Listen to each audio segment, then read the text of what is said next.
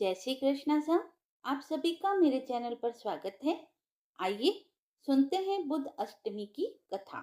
हमारे शास्त्रों में अष्टमी तिथि को बहुत ही महत्वपूर्ण बताया गया है। बुधवार के दिन जब अष्टमी आती है उसे बुद्ध अष्टमी कहा जाता है। बुद्ध अष्टमी के दिन सभी लोग विधिवत बुद्ध देव और सूर्य भगवान की पूजा अर्चना करते हैं। मान्यताओं के अनुसार जिन लोगों की कुंडली में बुध कमजोर होता है उनके लिए बुध अष्टमी का व्रत बहुत ही फलदायी होता है। ऐसा माना जाता है कि जो भी मनुष्य पूरी श्रद्धा से बुध अष्टमी का व्रत करता है उसे मृत्यु के पश्चात नरक नहीं जाना पड़ता।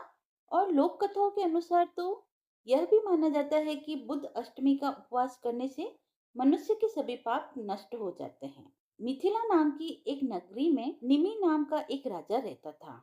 एक बार वह लड़ाई में युद्ध करता हुआ मृत्यु को प्राप्त हो गया। उसकी पत्नी, जिसका के नाम उर्मिला था, अपने पति के चले जाने से वह राज्य से निराश्रित हो इधर उधर भटकने लगी। फिर वह अपने दोनों बच्चों को लेकर अवंती देश में चली गई और वहां एक ब्राह्मण के घर में गेहूं पीसने का काम करने लगी। और गेहूं पीसते समय वह थोड़े से गेहूं चुरा कर रख लेती और उससे अपने भूखे बच्चों का पालन पोषण करती थी।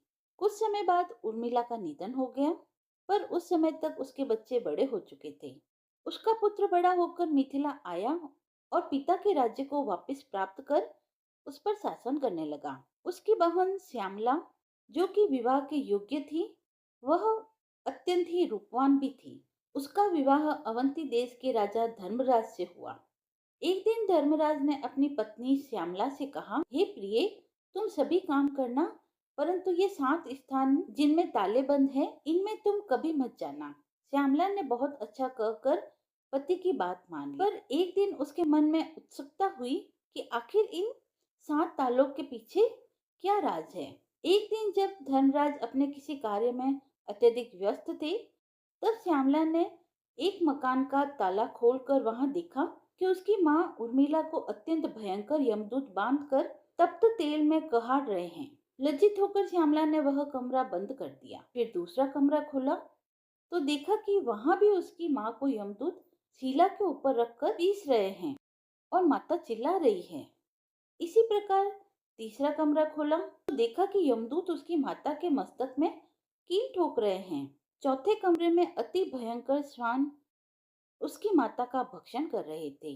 पांचवें में लोहे के दंश उसे पीड़ित कर रहे थे।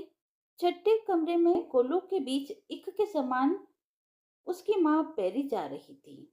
और सातवें को खोलकर देखा तो वहां भी उसकी माता को हजारों कृमि भक्षण कर रहे हैं और वह रुधिर से लथपथ हो रही है। यह देखकर श्यामला ने विचार किया कि मेरी माता ने ऐसा कौन सा पाप किया है जिससे वह इस दुर्गति को प्राप्त हुई है। यह सोचकर उसने सारा वृतांत अपने पति धर्मराज को बतलाया। धर्मराज बोले, प्रिय, मैंने इसीलिए कहा था कि ये 7 ताले कभी न खोलना, नहीं तो तुम्हें वहां पश्चाताप होगा। तुम्हारी माता ने संतान के स्नेह में ब्राह्मण के खेत से गेहूं चुराए थे। क्या तुम इस बात को जानती नहीं जो तुम इस बात को मुझसे पूछ रही हो? यह सब उसी कर्मों का फल है। ब्राह्मण का धन स्नेह से भी भक्षण करे तो भी 7 कुल अधोगति को प्राप्त होते हैं, और चुरा कर खाए तो जब तक सूर्य और चंद्रमा व तारे हैं तब तक नरक से उद्धार नहीं हो सकता। जो गेहूं इसने चुराए थे वे ही कृमि बनकर अब इसका भक्षण कर रहे हैं। श्यामला ने कहा, महाराज, मेरी माता ने जो कुछ भी किया वह सब मैं जानती हूँ।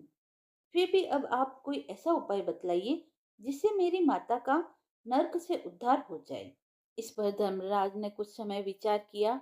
वह कहने लगे, प्रिय, आज से 7 जन्म पूर्व तुम ब्राह्मणी थी और उस समय तुमने अपनी सखियों के साथ में मिलकर बुद्ध अष्टमी का व्रत किया था।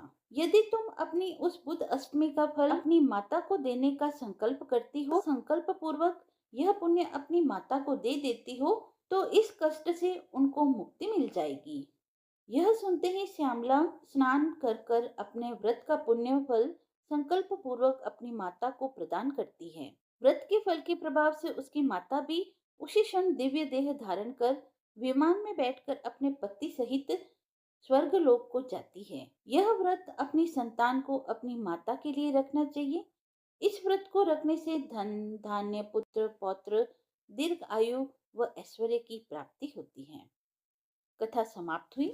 यदि आपको कथा पसंद आई हो तो आप मेरे चैनल को लाइक, शेयर एंड सब्सक्राइब करें। धन्यवाद।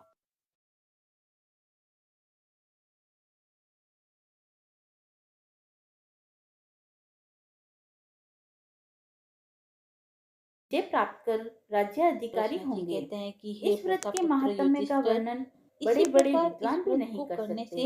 हे कुंती पुत्र, मैंने इसका